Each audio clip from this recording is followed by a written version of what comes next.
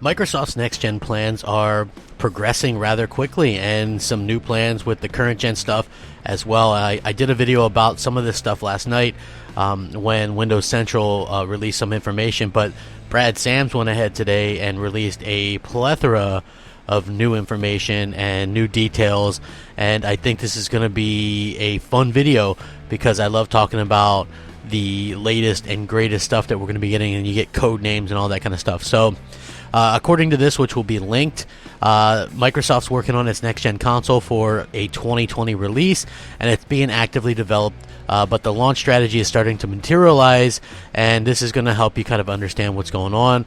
Xbox Scarlett has been floating around since the summer as it represents a broad level, the next generation of consoles.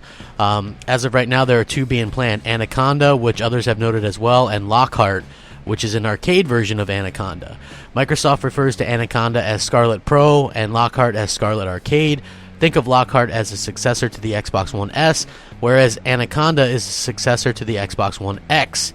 And to toss one more name into the bunch, Danta is the name of the Scarlett dev kit that's being based on Anaconda. On the xCloud side of things, there is Anthem. This is what Microsoft calls the Xbox One S version of its cloud platform. Anthem version 2 will roll out later this year, which will be based on a revised version of the Xbox One S that is focused on reducing the cost to manufacture the hardware.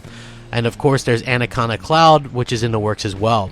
For the hardware components, according to this anyway, AMD is going to be building the chips for that console, for the next-gen consoles, and he's hearing that it may be AMD Zen 2, and will also use next-gen GPU architecture as well. As for the specific performance targets, that's still a little bit up in the air.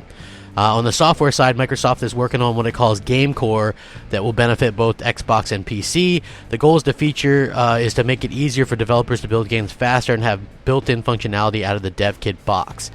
Now, Game Core is the evolution of the UWP platform and is going to be helping Microsoft eventually start building containerless-based apps, and it will make it significantly easier for developers to utilize Xbox services. It should provide higher levels of performance with lower level system access and control of hardware assets. Before those devices and hardware show up, we're first going to see Maverick. Wow, these are a lot of code names, right? This is a diskless console that Brad Sams wrote about earlier that's still on track to be released next year, and he thinks that the release is going to be spring, but as with all hardware and products, plans may change or it could be canceled. Along with Maverick, Microsoft is planning Roma, which is a digital attach feature for the Xbox.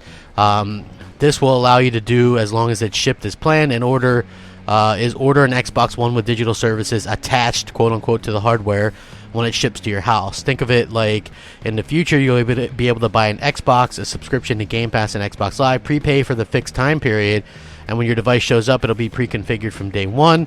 And this is something that, it's going to really streamline the process and things like that. And there's also a code name for a series of Xbox controllers called Cincinnati that was part of the announcement last year, where you can put NFL logo on Xbox controller. So there's a lot that we don't know. There's some that's pouring in that we do know. What it is safe to say is Microsoft is going to kind of run the gamut on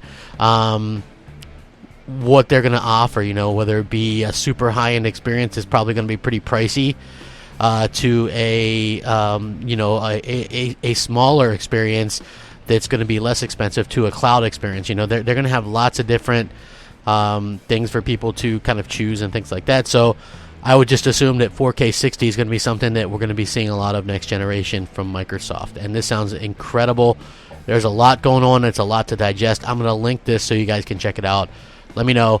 If you guys enjoy the content, like, share, subscribe, hit the bell so you're notified of all the content. I really do appreciate it. Rack 'em up. Crapgamer out.